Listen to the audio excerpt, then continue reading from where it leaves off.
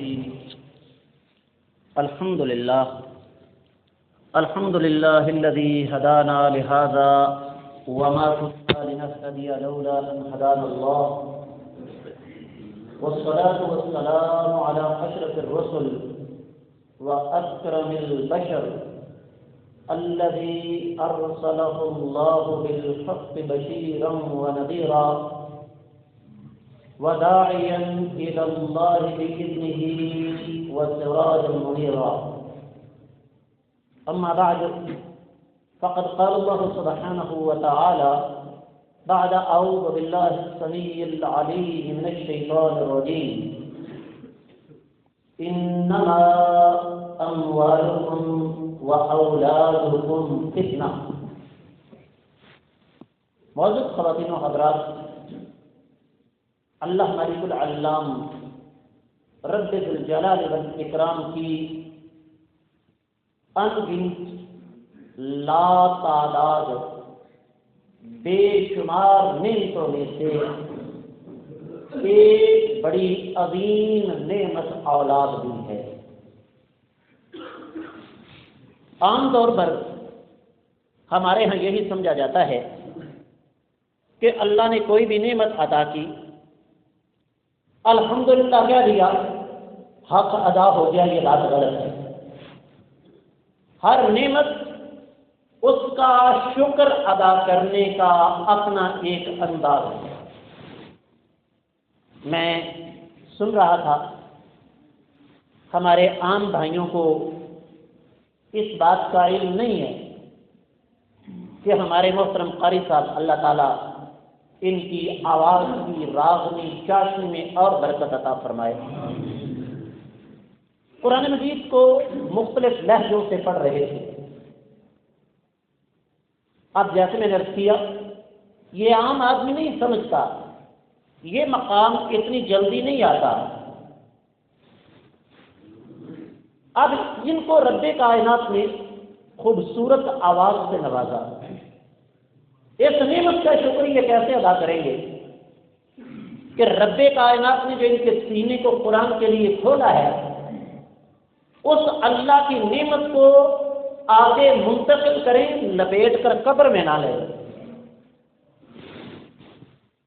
اگر ہم جیسے لوگوں کو رب کائنات نے علم کے سمندر سے چند قطرے اٹھانے کا موقع نصیب فرمایا تو ہمارا یہ فرض ہے کہ جہاں تک ممکن ہو سکے، بے شک اس کے لیے کچھ مشکل کیوں نہ برداشت کرنا پڑے، اس علم کو آگے تقسیم کیا جائے. یہ علم کی نعمت کا شکر ادا کرنے کا انداز ہے. اولاد رب کائنات کی نعمت ہے. کتنی بڑی نعمت ہے یہ ان لوگوں سے پوچھئے جو اس نعمت سے محروم ہیں. میں سیالکوٹ میں بیٹھا ہوں. سیالکوٹ صنعت کاروں کا شہر ہے. میں ایسے صنعت کاروں کو جانتا ہوں جن کی سیالکوٹ شہر کے اندر ایکڑوں کے حساب سے زمین ہے.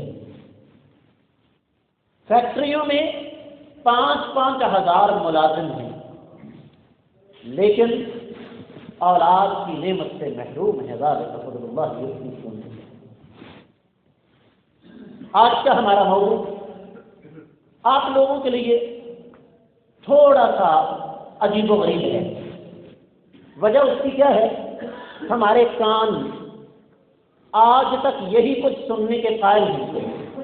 حقوق والدین، ماں کے قدموں تلے جنت، باپ کی رضامندی میں اللہ کی رضامندی، والدین کا گستاخ جہنمی. یہ جو آج میں موضوع بیان کرنے لگا ہوں یہ ہماری اکثریت کے لیے نیا ہے. کچھ عرصہ پہلے تک میں امام بخاری یونیورسٹی سیالکوٹ میں پڑھاتا تھا قاری صاحب. تو مجھے وہاں پر ایک دن کہا گیا کہ آپ نے طلباء سے خطاب کرنا ہے. میں نے کہا جی موضوع. کہنے لگے ایک مثالی طالب علم کی خوبیاں. انتظامیہ کی طرف سے پابندی تھی. میں داعش سے آیا، اور آ کر خطبہ پڑھنے کے بعد میں نے سب سے پہلی بات یہ کہی کہ مجھے اس موضوع سے زبردست اختلاف ہے۔ سب حیران ہو گئے، ایک مثالی طالب علم کی خوبیاں، بڑا اہم موضوع ہے، بیان ہونا چاہیے۔ میں نے کہا اس سے پہلے، اس موضوع کو بیان کرنے سے پہلے یہ موضوع بیان ہونا چاہیے کہ ایک مثالی استاد کی خوبیاں کیا ہیں۔ یہاں مجھے سفید داڑھی بھی نظر آ رہی ہے، آپ کی عمریں 60 سال سے زیادہ ہیں، اور آپ نے زندگی میں ہمیشہ یہی کچھ سنا، ماں کے قدموں تلے جنت، باپ کی رضامندی میں اللہ کی رضامندی، والدین کا گستاخ جہنمی، اولاد کو یہ کرنا چاہیے، یہ کرنا چاہیے، یہ کرنا چاہیے۔ حالانکہ قابل غور بات یہ ہے کہ دنیا میں پہلے اولاد نہیں آتی، والدین آتے ہیں۔ اس موضوع کا انتخاب کرنے کی ایک وجہ یہ ہے، اپنی گھڑیاں دیکھ لیجئے، میرے پاس 6:03 ہوئے ہیں۔ میں کوشش کروں گا کہ میری گفتگو 6:45 سے اوپر نہ جائے انشاءاللہ۔ اس کے بعد آپ کی مرضی ہے، سوالات آپ کب تک کرتے ہیں یہ آپ پر اس کا انحصار ہے۔ اور میری گفتگو بالکل ٹیکنیکل، میں آپ کو اپنی گفتگو کا خلاصہ پہلے بتا دیتا ہوں۔ میری گفتگو میں قرآن کی کچھ آیات ہیں، نبی علیہ السلام کی 2 سے 3 احادیث ہوں گی، تاریخ اسلام کا ایک آدھ واقعہ ہوگا، دور حاضر کے واقعات میں سے ایک بڑا اہم واقعہ ہے، اور سب سے آخر میں نے اپنی گفتگو کو چند نقطوں میں آپ کے سامنے رکھنا ہے کہ میں نے آپ کے سامنے یہ بیان کیا۔ میں نے آپ کے سامنے آیت مبارکہ کے ایک ٹکڑا پڑھا، قرآن کہتا ہے انما اموالکم و اولادکم فتنہ۔ اب فتنہ کا جو لفظ ہے نا، وہ ہماری عام زبان میں کسی اچھے مفہوم کے لیے استعمال نہیں ہوتا، لیکن یاد رکھیے جس طرح ہماری اردو یا پنجابی زبان میں ایک ایک لفظ کے کئی معنی ہیں، عربی زبان دنیا کی سب سے وسیع زبان ہے، اور اس زبان میں ایک ایک لفظ کے ایک سے زیادہ کئی معنی ہیں۔ یہ جو میں نے لفظ استعمال کیا یہاں پر قرآن سے کہ انما اموالکم و اولادکم فتنہ، بلا شبہ تمہارے مال اور تمہاری اولاد تمہارے لیے فتنہ ہے، یہاں فتنہ سے مراد آزمائے ہیں۔ اور یاد رکھیے بعض لوگوں کو اللہ تعالیٰ اولاد عطا کر کے آزماتے ہیں، بعض سے اولاد چھین کر آزماتے ہیں۔ میں نے اس واقعے کو بڑا تلاش کیا، اور تلاش کرنے کے لیے مجھے کوئی 20 سال سے زیادہ وقت لگا جو واقعہ بیان کرنے لگا ہوں۔ تنبیہ الغافلین میں مل گیا۔ سیدنا عمر رضی اللہ تعالیٰ عنہ کے پاس ایک بدو چلا گیا اپنے بیٹے کی شکایت کرنے۔ بیٹا اس کا 14-15 سال کا۔ امیر المومنین، یہ میرا بیٹا ہے، بدتمیز ہے، گستاخ ہے، منہ پھٹ ہے، آگے سے بولتا ہے، میری بات نہیں مانتا۔ سیدنا عمر رضی اللہ تعالیٰ عنہ نے اس بچے سے مخاطب ہو کر فرمایا، بیٹا کیا تمہیں اس بات کا علم نہیں کہ شریعت اسلامیہ نے والدین کے حوالے سے اولاد کو کن کن کاموں کا پابند کیا ہے، اولاد کی کیا ذمہ داریاں؟ لڑکا ذہین تھا، کہنے لگا امیر المومنین معافی چاہوں گا، کیا شریعت اسلامیہ نے ساری کی ساری ذمہ داریاں اولاد پر ڈال دی ہیں یا والدین کا بھی کوئی فرض ہے؟ اب یہ سوال اس شخصیت سے ہو رہا ہے جس نے براہ راست نبوت سے علم حاصل کیا ہے۔ چھوٹا سا اندازہ میرے بھائیوں،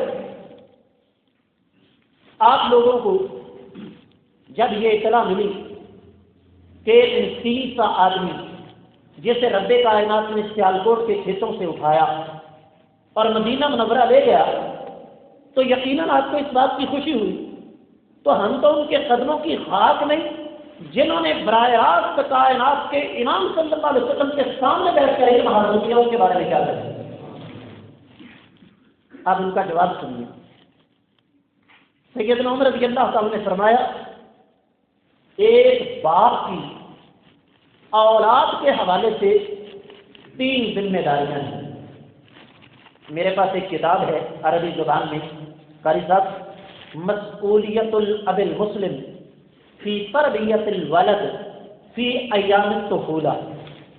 اب آپ کہیں گے کتاب کا نام، اس کا ترجمہ یہ ہے کہ بچہ جب چھوٹا ہو تو اس وقت ایک مسلمان باپ کی کیا ذمہ داری ہے۔ اور وہ کتاب اصل میں مدینہ یونیورسٹی کے اندر امتحان دینے والے ایک ایم اے کے طالب علم کا رسالہ ہے۔ وہاں پر ایم اے ہماری طرح نہیں ہوتا، تو اس میں وہ تقریباً کوئی 600 صفحے پر مشتمل کتاب ہے۔ آپ اندازہ کر سکتے ہیں کہ محقق نے کتنی محنت کی ہوگی۔ سیدنا عمر رضی اللہ تعالیٰ نے فرمایا، سب سے پہلی ذمہ داری باپ کی۔ نوجوان ذرا خصوصی توجہ کے ساتھ میری بات کرتے ہیں۔ سب سے پہلے ذمہ داری کیا ہے؟ نیک، دیندار اور خاندانی عورت کے ساتھ شادی کرے۔ کیوں؟ تاکہ آنے والی نسل کو کوئی اس کے باپ کے حوالے سے تانا نہ دے۔ اور یہ بات انشاءاللہ ہماری گفتگو کے درمیان پھر آئے گی۔ دوسری ذمہ داری، اللہ تعالیٰ اولاد عطا فرمائیں تو بچے کا اچھا نام رکھے۔ کون؟ کیسی عجیب و غریب بات ہے، بیٹا میرا ہے، نام نانا ابو رکھ رہے ہیں۔ نانا ابو ابھی تک نام رکھ کے تھکے نہیں۔ بیٹا میرا ہے، نام تایا جی رکھ رہے ہیں، تایا جی آگے اپنے بچوں کے نام رکھیں۔ بیٹا میرا ہے، نام خالو جان رکھ رہے ہیں، خالو جان جان جا کے اپنے بچوں کے نام رکھیں۔ کس لیے؟ ان رشتوں کی اہمیت سے انکار نہیں، لیکن بچوں کا سب سے زیادہ تعلق کن کے ساتھ ہوتا ہے؟ یا ماں کے ساتھ یا سیدھی سی بات۔ تیسری ذمہ داری فرمایا، جس طرح ایک زندہ انسان جسم اور روح کا مجموعہ ہوتا ہے، بالکل اسی طرح جس طرح تم لوگ اپنے بچوں کی جسموں کا خیال رکھتے ہو، ان کی جسمانی غذا کا خیال رکھتے ہو، جسمانی نشو و نما کا خیال رکھتے ہو، تمہیں اپنے بچوں کی روحانی نشو و نما کا بھی خیال رکھنا ہے۔ سب سے پہلے اپنے بچوں کو اللہ کا قرآن سکھائیں۔ تینوں ذمہ داریاں یاد رہیں گی؟ ذرا میں میرے سمیت سب اپنے اپنے گربانوں میں جائیں۔ اس لڑکے نے کہا، امیر المومنین معافی چاہوں گا، میرے باپ نے ان تینوں میں سے ایک ذمہ داری بھی پوری نہیں کی۔ سب سے پہلے اس نے دولت کی خاطر ایک کالی حبشن کے ساتھ شادی کی۔ اس کا مطلب کیا ہوا کہ اگر آج کے دور میں ہمارے جہلم کے، دینا کے، سرائے عالمگیر کے، سنگوئی کے، کالا گجرا کے نوجوان باہر جا کر دولت کے لیے شادی کرتے ہیں تو یہ کوئی نئی بات نہیں ہے۔ کہنے لگا، اب خود مجھے میری ماں کے حوالے سے تانا دے کر بلاتا ہے، یبن سودا، اور کالی کے بچے۔ کہنے لگا، امیر المومنین، جب نام رکھنے کی باری آئی تو میرے باپ نے کیڑے کے نام پر میرا نام ختم رکھا، اور میری اتنی عمر ہو گئی ہے، میرے باپ نے ابھی تک مجھے قرآن کا ایک لفظ نہیں پڑھایا۔ سیدنا امیر المومنین عمر بن خطاب رضی اللہ تعالیٰ نے اس بدو سے کہا، میری نظروں سے دور ہو جاؤ، تمہیں اپنی اولاد کے بارے میں شکوہ کرنے کا کوئی حق نہیں ہے۔ شاعر نے کہا تھا، اجاڑ راتوں میں ریت درتی کے فصل گوئی کی چاندنی کی، اب اس میں اگنے لگے اندھیرے، تو جی میں کیسا راز ہے۔ آؤ ذرا تھوڑا سا بات کو دوسری طرف لے جاتے ہیں۔ یہی اللہ کی زمین، لیکن چشم فلک ایک عجیب و غریب منظر کا انتظار کر رہی ہے، اور وہ منظر کیا ہے کہ اللہ کے ایک نبی ہیں، ان کو 3 دن تک مسلسل ایک خواب آیا کہ میں اپنی سب سے محبوب چیز اللہ کی راہ میں قربان کر رہا ہوں۔ سمجھ گئے میں کس کی بات کر رہا ہوں؟ واقعات سے ہماری آگاہی سمجھ، داستانیں بڑی ہم نے سنی، لیکن اس بات کو سمجھنے سے آج تک قاصر رہے کہ رب کائنات نے قرآن جیسی کتاب کو داستانوں سے کیوں ڈال دیا۔ آج میں بتا کے جاؤں گا یہ واقعہ قرآن میں کیوں آیا ہے۔ سوچ میں پڑ گئے میری سب سے محبوب چیز کون سی ہے؟ لن تنالوا البر حتى تنفقوا مما تحبون۔ اس وقت تک تم نیکی کی حقیقت کو نہیں پا سکتے جب تک اپنی سب سے محبوب چیز اللہ کی راہ میں قربان نہ کرو۔ یہ ایمانداروں کی علامت ہے، اور ہماری حالت کیا ہے؟ اکثریت کی صورتحال کیا ہے؟ ذہین و فطین بچہ، تیز دماغ والا، بیکن ہاؤس، کیتھیڈرل، ایسیسن، جی سی، اس کے بعد آگے جا کے Cambridge, Harvard, Berkeley California, Oxford,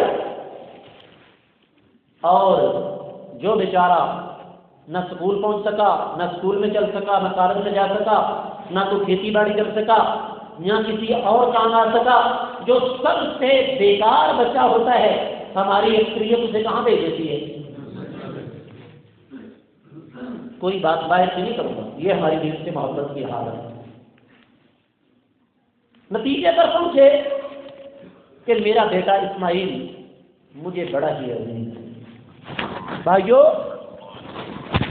یہ اللہ ملک العلام رب الجلال والاکرام کا فضل و کرم ہے کہ رب کائنات نے مجھے اور آپ کو اولاد سے نوازا۔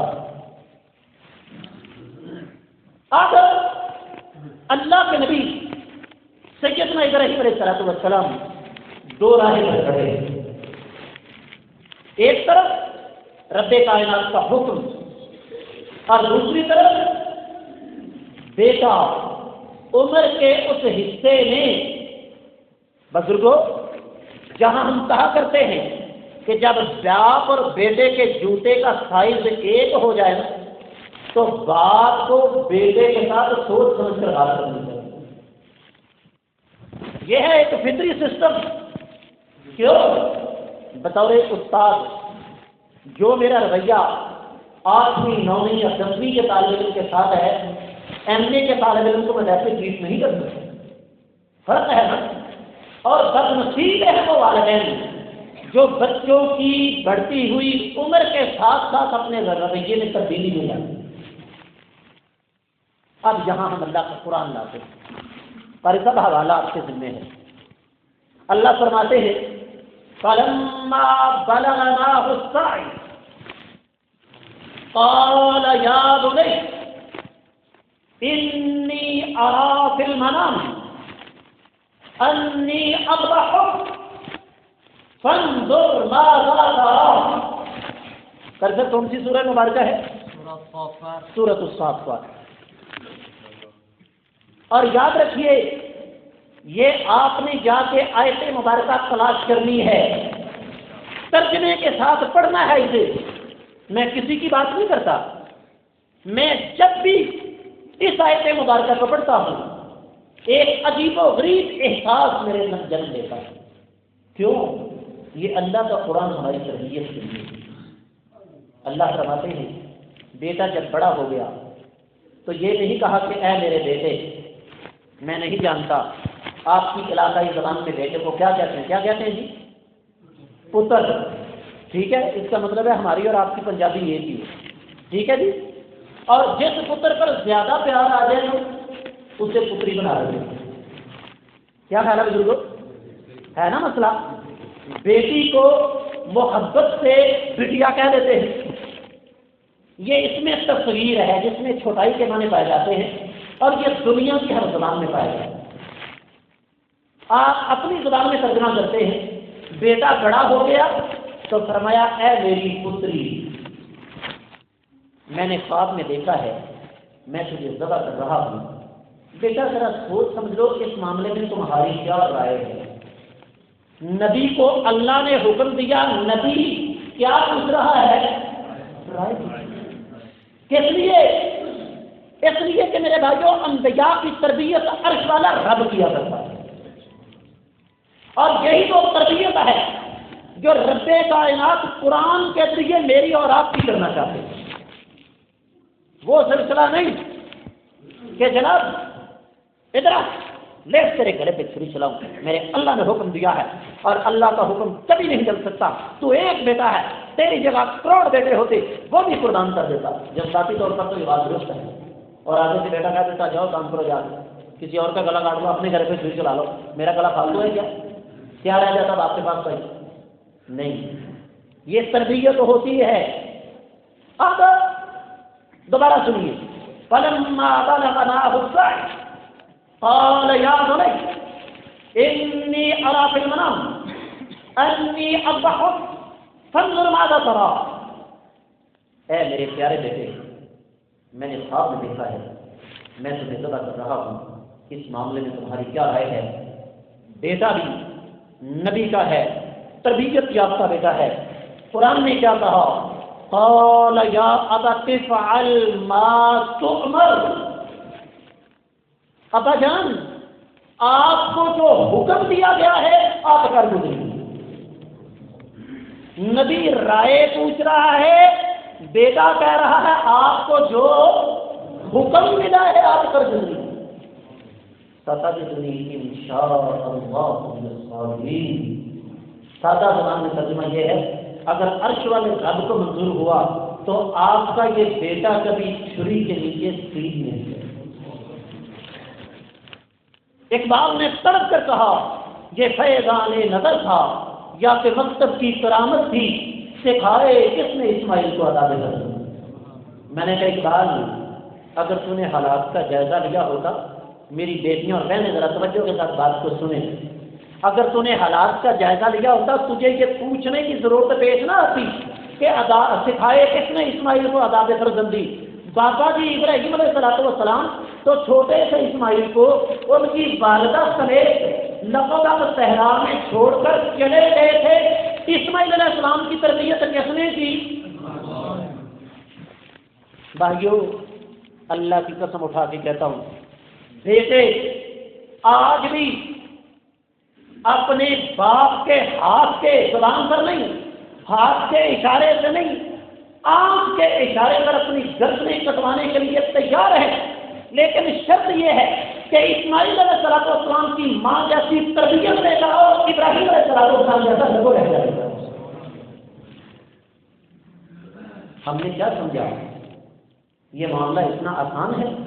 اللہ کی قسم بچوں کی تربیت ایک سائنس ہے، ایک آرٹ ہے، ایک فن ہے۔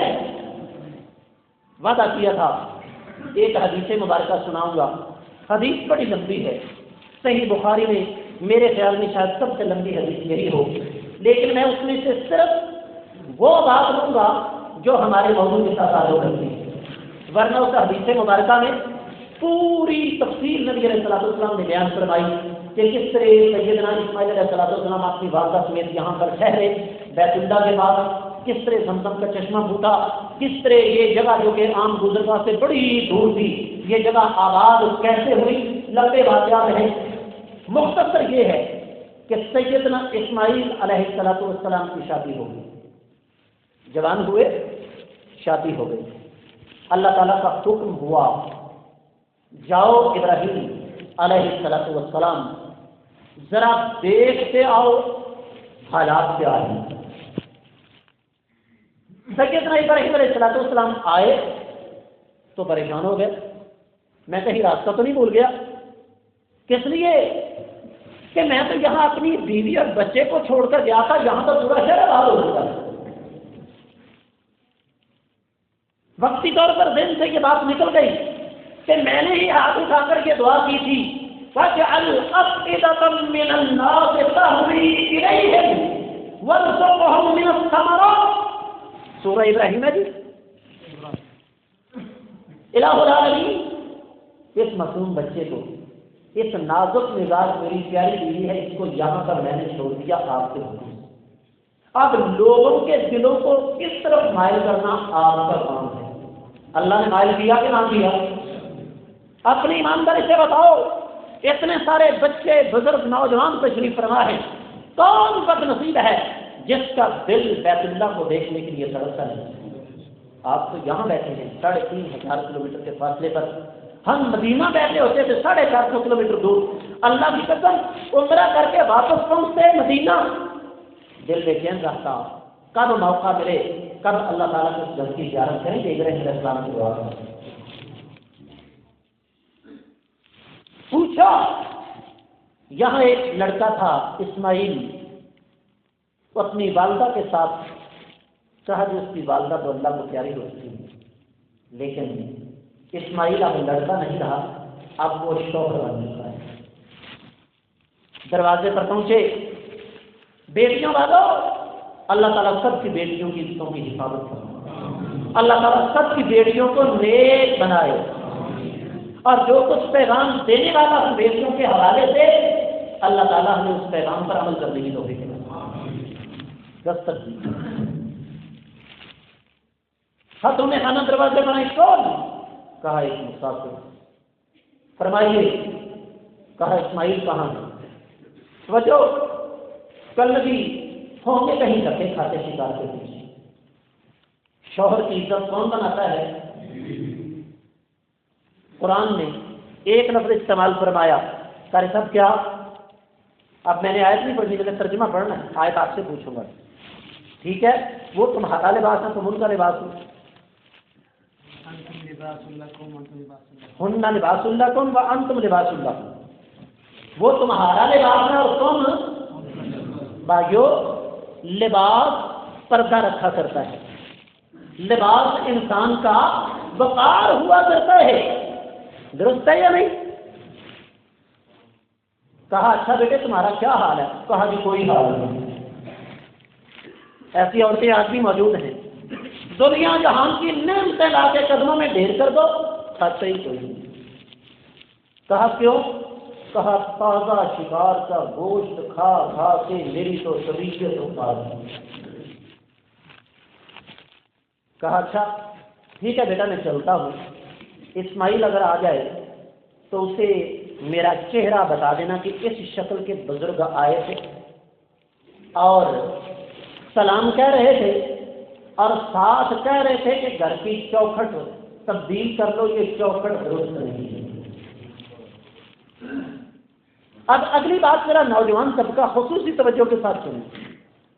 حدیث کے لفظ ہیں کہ سیدنا اسماعیل علیہ السلام تشریف لائے، گھر میں داخل ہوئے اور ٹھٹک کر رک گئے. ایک مانوس قسم کی خوشبو نسلوں سے ٹکرائی. کس کی؟ کس کی کا؟ جو باپ کی. اور یہ ہے باپ اور بیٹے کا تعلق. میں خاص طور پر آپ کو سمجھانا چاہتا ہوں، ہم میں سے کتنے نوجوان ہیں جو یہ دعویٰ کر سکے کہ میں اپنے باپ کی خوشبو پہچانوں. جاؤ 2016 کا سال شروع ہو چکا ہے. میرے والد کا انتقال دسمبر سن 2000 میں ہوا تھا. 15 سال گزر چکے ہیں. جیسا بالو یہاں 500 کپڑوں کا ڈھیر لگا دو، میں سوچ کر بتا دوں گا یہ رہے گا. یہ ہوتا ہے باپ اور بیٹے کا تعلق.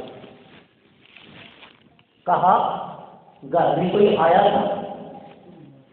کہا ہاں ایک عجیب و غریب قسم کے دماغ والا بزرگ آیا تھا.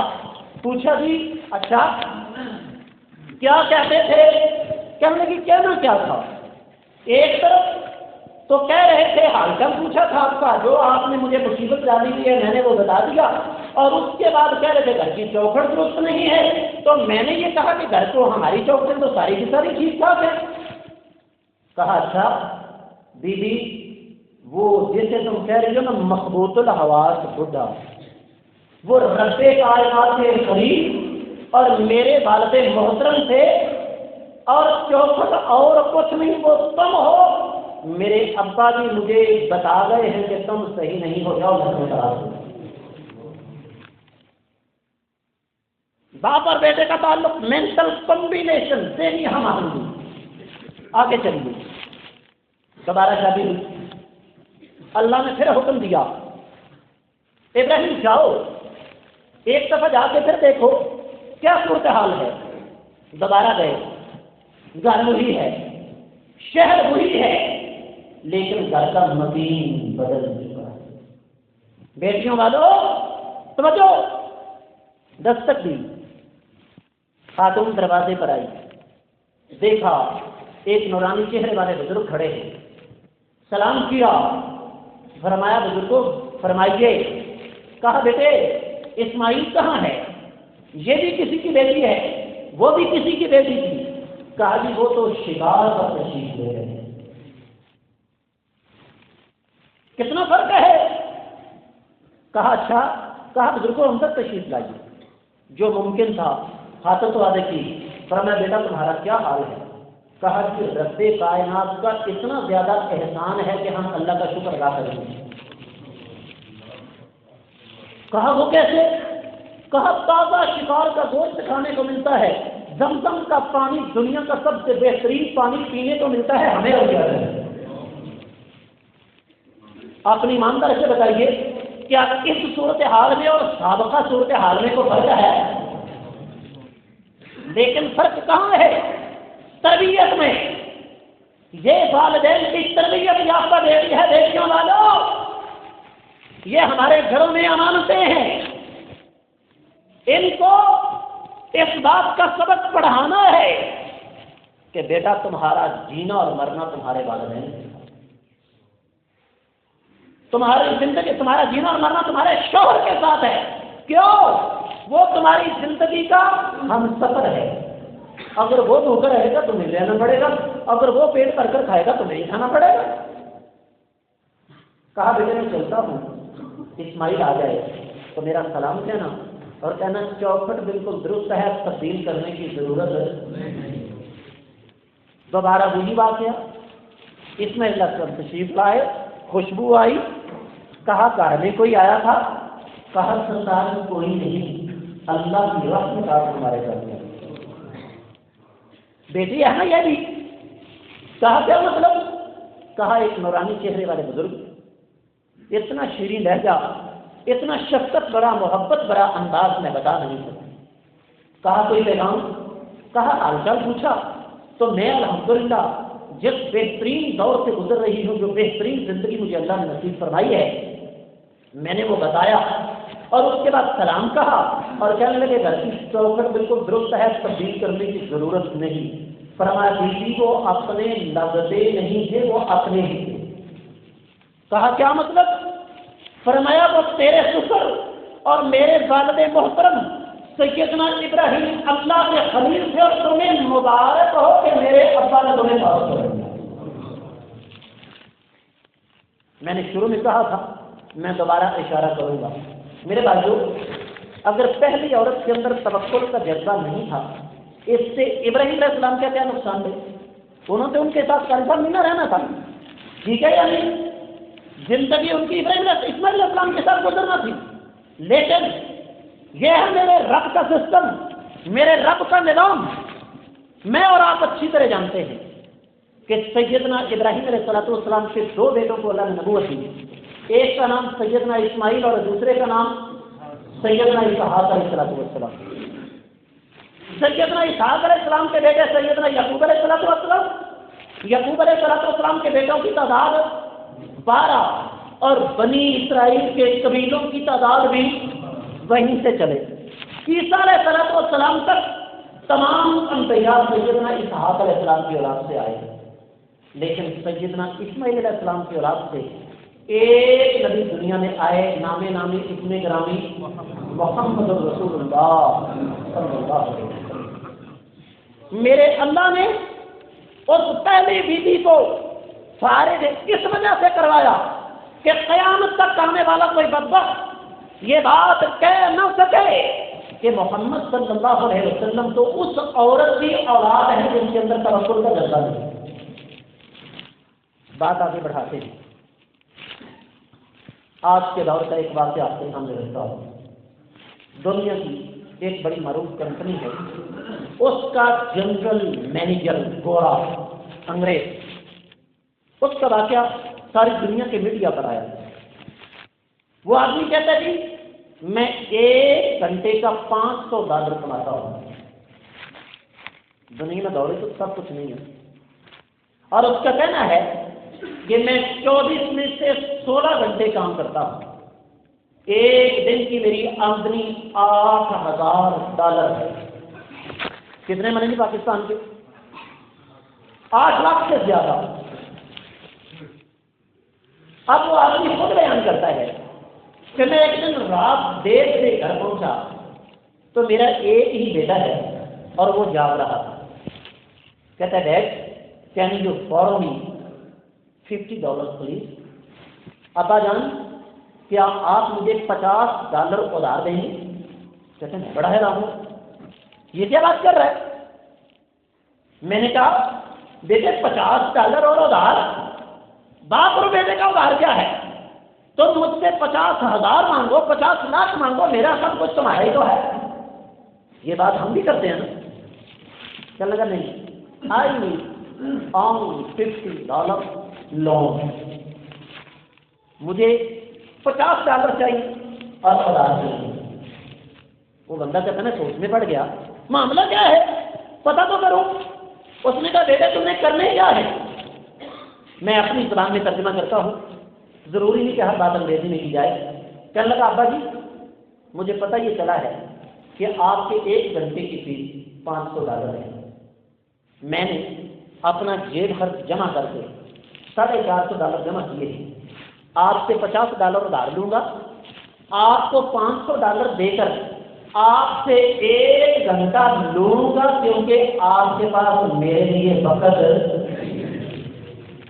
اور اللہ بڑے دردناک کہتا ہے dad I want to touch you, ابا جی میں آپ کو چھو کر دیکھنا چاہتا ہوں۔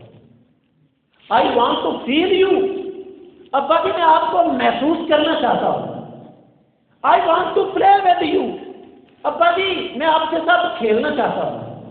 I want to kiss you, ابا جی میں آپ کو چومنا چاہتا ہوں۔ اپنی ایمانداری سے بتائیے کہ آج ہماری یہ حالت ہے۔ ہم نے کیا سمجھا؟ بچے کا پیٹ بھر دو، اس کو بہترین لباس پہنا دو، اس کو بہترین ادارے میں داخل کروا دو، ہماری ذمہ داری ختم۔ نہیں میرے بھائی، ماہرین نفسیات یہ لکھتے ہیں کہ بچے کی زندگی کا سب سے اہم دور 1 سال سے لے کر 7 سال تک کا ہوتا ہے۔ اور ہم کیا کہتے ہیں لوگ یہ تو اس کے ہنسنے کھیلنے کے دن ہیں۔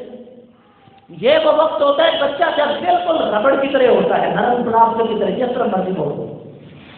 یہ جو آپ سنتے ہیں نا فلاں صاحب نے 8 سال کی عمر میں یا 9 سال کی عمر میں قرآن حفظ کر لیا، 7 سال کی عمر کی مثالیں بھی موجود ہیں، وہ کس لیے؟ اس لیے میرے بھائیوں کہ وہ لوگ اس بات کو سمجھتے تھے۔ ماہرین نفسیات یہ کہتے ہیں کہ بچے کی عمر جب 1 سال ہو جائے، بیٹا ہو یا بیٹی، والد کو خاص طور پر اگر تو روزانہ 2 گھنٹے نہیں تو کم از کم 1 گھنٹہ اپنے بچوں کے ساتھ ضرور گزارنا چاہیے۔ کس لیے؟ اس لیے کہ باپ کی پرسنالٹی، باپ کی شخصیت کا عکس جو ہے وہ بچے میں نظر آئے۔ واقعہ یاد آ گیا، جن لوگوں نے میرے بھائیوں بڑے کام کرنا ہوتے ہیں ان کے سلسلے کیسے ہوتے ہیں۔ 9 منٹ باقی۔ ایک خاتون بیوہ ہو جاتی ہے اور بیوہ ہونے کے کچھ مہینوں کے بعد رب کائنات انہیں بیٹے کی نعمت سے نوازتی ہے، اور اس خاتون نے بچے کے پیدا ہونے سے پہلے ہی اپنے اللہ سے یہ وعدہ کیا ہوا ہے کہ الہ العالمین آپ مجھے بیٹا عطا فرما دیں تو میں اپنے بیٹے کو آپ کے نبی صلی اللہ علیہ وسلم کی حدیث کے لیے وقف کر دوں۔ سوچ ہے نا، فکر ہے۔ اور آج ہماری سوچ کیا ہے؟ اللہ بیٹا دیں گے، وہ پڑھے لکھے گا، بابو بنے گا، نوٹ کما کے لائے گا، ہم عیاشی کریں گے۔ کیوں؟ آخرت تو ہماری نظروں میں ہے ہی بھائی۔ وقت گزرا، اللہ نے بیٹا عطا فرمایا، ماں نے بچے کی نامسائل یتیم بچہ ہے لیکن تربیت شروع کر دی اسی محنت پر۔ اللہ کی قدرت، بچے کی عمر 8 سال ہوئی، بچے کی آنکھوں کی لڑائی ختم ہوئی۔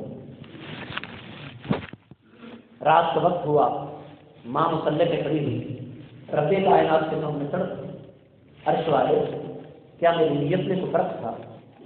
کیا میری قربانی پسند نہیں آئی؟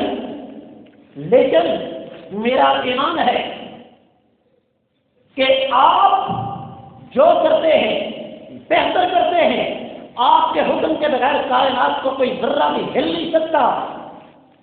آپ کے حکم سے اس کی آنکھوں کی بنائی گئی ہے۔ میرے اللہ میں دعا کرتی ہوں کہ میرے بیٹے کی آنکھوں کی بنائی واپس لوٹا۔ میرے آقا علیہ السلام کی حدیث ہے، فرمایا اللہ تعالیٰ بندے کی دعا کو کبھی رد نہیں کرتے، شرط یہ ہے کہ بندہ جلد بازی کا مظاہرہ نہ کرے اور اکتا نہ جائے، گھبرا نہ جائے۔ ادعو فلم یستجب، میں دعا کرتا ہوں اور قبول نہیں ہوتی۔ بھائیو 11 سال تک ماں دعا کرتی ہے، کتنا عرصہ ہے ہمارے اندر اتنا حوصلہ کہ اپنے رب سے کوئی بات منوانے کے لیے 11 سال دعا کریں؟ 11 سال ماں دعا کرتی رہی۔ آپ نے یہ تو دیکھا ایک بچہ پیدا ہوا، میری طرح بڑی جلدی نظر کی اینک لگ گئی، وقت گزرتا گیا، اینک کا شیشہ موٹا ہوتا چلا گیا۔ ایک وقت ایسا آتا ہے جب بڑھاپے میں جا کے انسان کی نظر بالکل ختم ہو جاتی ہے نا، مطلب یہ ایک نیچرل سسٹم ہے، فطری سلسلہ ہے۔ لیکن یہ انسانی طریقہ عجیب و غریب کیس ہے کہ رب کائنات نے اس بچے کی ماں کی التجاؤں کو شرف قبولیت بخشتے ہوئے 11 سال کے بعد اس بچے کی آنکھوں کا نور واپس لوٹا دیا، اور یہی بچہ بڑا ہو کے حدیث کا سب سے بڑا امام بخاری ہے۔ بھائیو، تربیت اولاد کرنے والا کام کیا ہے؟ سب سے پہلا کام اپنے اللہ کے ساتھ تعلق کو مضبوط کیجیے۔ یہ زیادتی ہے۔ کہتے ہیں کچھ لوگ بڑی دور سے آ رہے ہیں، درس لمبا کر رہے ہیں۔ اللہ کے بندے میرے لیے تو آدھا گھنٹہ بہت۔ ہم نے جس ماحول میں علم حاصل کیا ہے، میرا چیلنج 7 سال میں مدینہ میں رہا ہوں، جو سب سے لمبا جمعے کا خطبہ تھا وہ 21 منٹ کا تھا، اور میں سیالکوٹ شہر نہیں بیٹھا ہوا، شہر سے ہٹ کر مین روڈ کے اوپر ہی ایک پینڈ میں بیٹھا ہوں، میرا اپنا جمعہ آدھے گھنٹے کا ہوتا ہے۔ تو یہ آپ کے مہمانوں کی ذمہ داری تھی۔ میں تو اپنے موضوع کو لے کر جس طرح چل رہا ہوں انشاءاللہ اپنے وقت پر کوشش کروں گا، زیادہ نہیں جی۔ سب سے پہلی ذمہ داری اپنے اللہ کے ساتھ تعلق کو مضبوط کریں۔ اور یاد رکھیے ایک عجیب و غریب بات آپ کو بتاتا ہوں، شریعت اسلامیہ کے مطابق بچے کی تربیت کا آغاز اس کے پیدا ہونے سے پہلے ہو رہا ہے۔ عجیب و غریب بات ہے، جو پیدا نہیں ہوا ہم اس کی تربیت قرآن کہتا ہے، قاری صاحب فلما اسقلت دعوا اللہ ربہما لئن آتیتنا صالحا لنکونن من الشاکرین۔ جب اللہ نے آس امید لگائی، میاں بیوی اللہ کے حضور دعا کرنے لگے، رب کائنات نیک اولاد عطا فرما دیجیے تاکہ ہم آپ کا شکر ادا کریں۔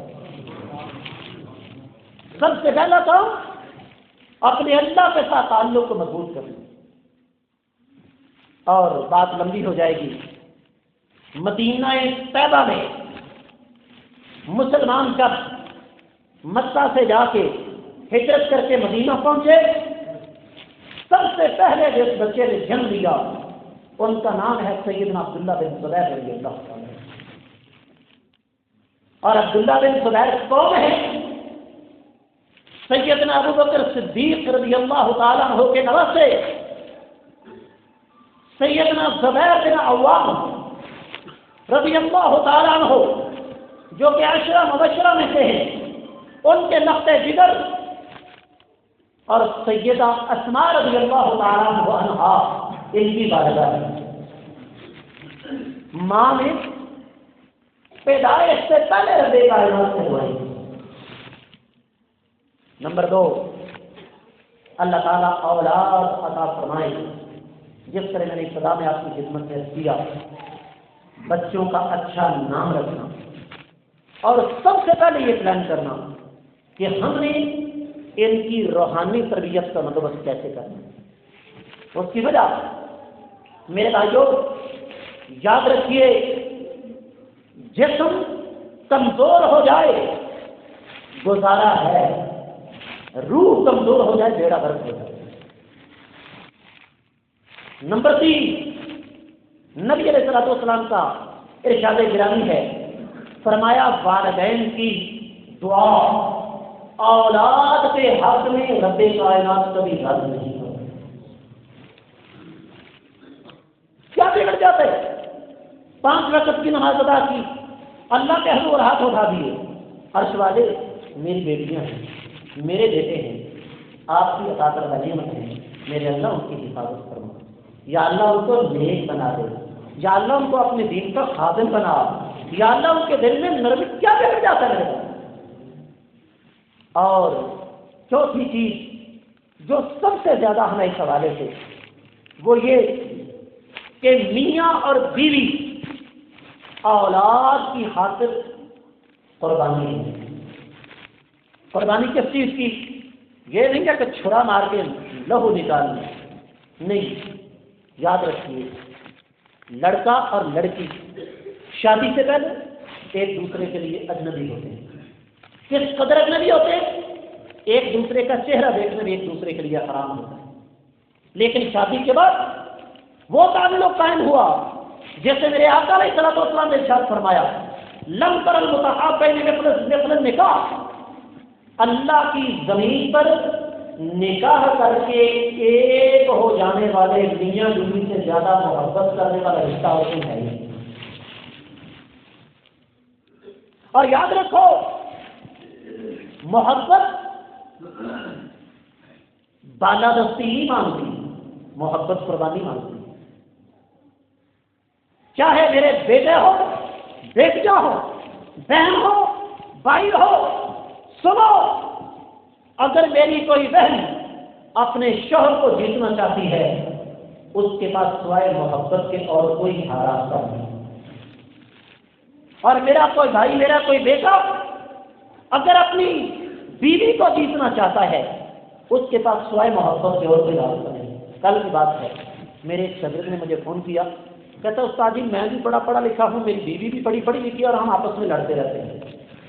میں نے کہا سبحان اللہ، یہ موضوع تھوڑا سا مختلف ہے لیکن اسی طرف آؤں گا بچوں کی تربیت کے حوالے سے۔ میں نے کہا مجھے صرف ایک سوال کا جواب دو۔ کہتا ہے سنائیے، پوچھیے۔ میں نے کہا سوال کا جواب ہاں یا نہ ہے۔ تیسرا لفظ میں نے کوئی نہیں سنا، شاگرد کا میرا۔ میں نے کہا بتاؤ تمہاری بیوی تم سے محبت کرتی ہے کہ نہیں؟ کہتا استاد جی بڑی محبت کرتی ہے۔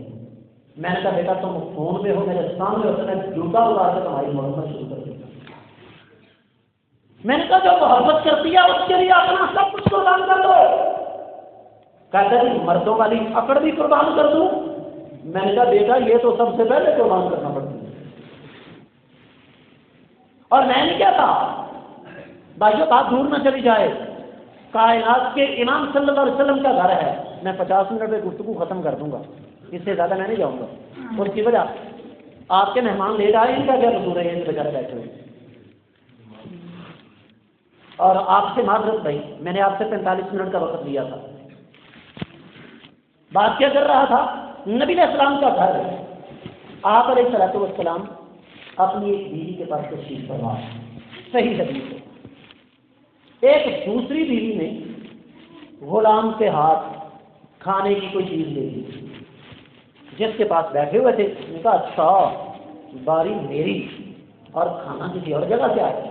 برتن پکڑا تھا ہمارا، برتن بھی ٹوٹ گیا، وہ جو نعمت تھی اللہ کی کھانے والی چیز وہ بھی ضائع ہو گئی۔ اب کوئی ہوتا ہمارا جیلم کا راجا، تیرے باپ کی کمائی ہے، پیچھے سے لے کر آئی تھی، لڑائی پڑ جاتی نا. کیا آقا علیہ السلام نے غصہ کیا؟ بولو، کیا نبی علیہ السلام غصے کو پی کر صرف خاموش رہے؟ نہیں، الٹا مسکرا رہے. یہ ہوتا ہے گھر کو چلانے کا طریقہ کار. اور سنو، ازواجی زندگی کا ایک اصول بتا کے جاتا ہوں. اگر شوہر صرف ہر وقت یہ رات لگائے رکھے کہ بیوی میرا خیال نہیں کرتی، بیوی کو میرا احساس نہیں ہے، اور دوسری طرف بیوی ہر وقت یہ رونا روتی رہے کہ سات بہادر میرا خیال نہیں کرتے، ان کو میرا احساس نہیں، اور اس گھر سے لڑائی کبھی ختم نہیں ہو سکتی. لیکن اگر شوہر یہ سوچ لے کہ میرے اللہ نے مجھے اس کا نگران اور ذمہ دار بنایا ہے، میں نے قربانی دے کر اپنی ذمہ داری پوری کرنی ہے، جو اس کی خوشی ہوگی شریعت کی حدود کے اندر رہ کر میں نے اس کو زیادہ سے زیادہ خوش رکھنا ہے. اگر یہ اپنی ذمہ داریاں پوری نہیں کرتی، اللہ اس کو پوچھے گا. اور یہی سوچ بیوی کے ہو کر گھر سے لڑائی ہو سکتی ہے. اور میاں بیوی کی لڑائی میں سب سے زیادہ نقصان کس کا ہوتا ہے؟ دیکھو نا، رب کائنات کا رشتہ سے تو اگر آدم علیہ السلام بغیر ماں باپ سے پیدا ہوئے تو میں اور آپ کیوں نہیں ہو سکتے؟ اگر سیدہ حوا ہماری امی جان بغیر ماں کے پیدا ہو سکتی ہیں، ہم کیوں نہیں ہو سکتے؟ اگر سیدنا عیسیٰ علیہ السلام بغیر باپ کے پیدا ہو سکتے ہیں تو ہم کیوں نہیں ہو سکتے؟ اللہ نے ماں اور باپ کا سلسلہ رکھا ہی اس لیے ہے کہ اولاد کی تربیت میں ماں اور باپ، میاں اور بیوی دونوں کا کلیدی کردار ہوتا ہے. چھوٹی سی مثال دے کر بات کو ختم کرتی ہے. بچہ ہے، چھوٹی موٹی غلطی ہو گئی، والدہ نے جانتا، کس کے پاس آئے گا؟ ابو کے پاس. اب اگر باپ تاریخی غلطی کرتے ہوئے عورت کو ڈانٹنا شروع کر دے، تیری کیا ضرورت ہے کہ تمہیں بچوں کو ڈانٹ جائے؟ تو پیچھے چلے گا یہ کیا؟ نتیجہ یہ نکلے گا کہ وہ بچہ مسلسل بگڑتا چلا جائے گا. لیکن باپ اگر یہی بات دوسرے انداز سے لے جائے، بیٹے امی نے آپ کو کیوں ڈانٹا، تھپڑ بھی لگا دیا، ایک بھی یا دو چار لگا دیے، اور تھپڑ ضروری نہیں دے کر بھی اٹھایا جا سکتا. وہ فیس بک پر آپ نے تصویر دیکھی ہوگی، ایک بچہ ہوم ورک کرتا ہے کاری صاحب، تو امی جان پاس جوتا پکڑ کے بیٹھی ہوئی ہے، اور اوپر بڑا کیا لکھا ہوا ہے؟ ہم میں سے زیادہ تر طلباء کی کامیابیوں میں ماں کی دعاؤں کے ساتھ ماں کے متروں کا بھی کردار ہوتا ہے. ہو جاتا ہے نا. اب باپ کے پاس آیا، امی نے مارا ہے، کیوں مارا ہے؟ جواب بھی اتنی جلدی دے گا پتر، یہ تو بتانا ہی پڑے گا. اپنی غلطی کا احساس کرے گا نا، بیٹا تم نے یہ غلطی کیوں کی؟ آپ کے لیے آپ کی دشمن نہیں ہے، آپ نے غلطی کی، آپ کو سزا ملی، آپ کو جا کے امی سے معافی مانگنا ہو. بیٹے نے جا کر ماں سے معافی مانگی، ماں نے گلے سے لگا دیا، منہ چوما، اپنی گود میں اٹھایا. بچے کو سمجھ آ گئی کہ میں نے اگر غلطی کی تو اس غلطی کا دفاع کرنے والا کوئی میاں اور بیوی کا آپس میں آ گیا. بازو اولاد کی تربیت اللہ کی قسم یہ سائنس ہے، یہ ایک آرٹ ہے، یہ ایک فن ہے. سوچئے میں اور آپ مسافر ہیں، جب اللہ تعالیٰ اولاد عطا فرما دے نا تو سمجھ لیجیے اگلی نسل آ گیا، ہمارا چل چڑھو، کوئی پتہ نہیں کس وقت بلاوا آ جائے. لیکن سوچنے کا مقام یہ ہے کہ ہم دنیا میں جانے سے پہلے معاشرے کو اپنی اولاد کی شکل میں کیا دے کر جا رہے ہیں. بھائی جس محبت کے ساتھ تشریف فرما ہے، میں جانتا ہوں اگر 10-15 منٹ اور بھی بول جاؤں اٹھیں گے نہیں، لیکن یہ میرے اصولوں کے خلاف ہے. پہلے ہی 5 منٹ رکے ہیں. کبھی آپ نے محبت سے دعوت دی، انشاءاللہ پھر کبھی آپ کی خدمت میں حاضر ہوں گا. اللہ تعالیٰ سے دعا ہے رب کائنات ہمیں اپنی اولادوں کی قدر کرنے کی توفیق عطا فرمائے. اللہ تعالیٰ ہمیں اپنی اولادوں کی تربیت کرنے کی توفیق عطا فرمائے. رب کائنات ہمیں اپنی ذمہ داریوں کو پورا کرنے کی توفیق عطا فرمائے. اللہ تعالیٰ ہماری اولادوں کو نیک بنائے. اللہ تعالیٰ ان کو ہمارے لیے ہماری موت کے بعد صدقہ جاریہ بنائے. وہ سطح تو بہت مگر وہ سطح صحرا کم ہے، اس لیے وہ نظر اپنے کی تمنا کم ہے. خدا مجھے کسی طوفان سے آشنا کر دے کہ تیرے بیٹھ کی موت میں اضطراب نہیں مانا کہ اس جہاں کو روشن نہ کر سکے. کچھ خواب ہم کو کر کے طرف سے ہم اقول کو لہٰذا وآخر دعوانا الحمد لله رب العالمين.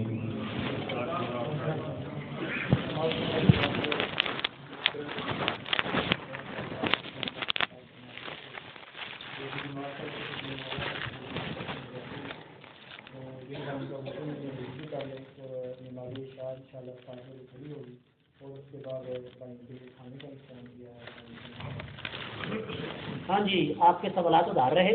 میرا نمبر یہاں بڑے لوگوں کے پاس موجود ہے اور میرا موبائل کبھی بند نہیں ہوتا، اس لیے بھائی کو ذہن نہیں کہ کوئی بھی سوال آ جائے تو آپ کر لیجیے گا انشاءاللہ.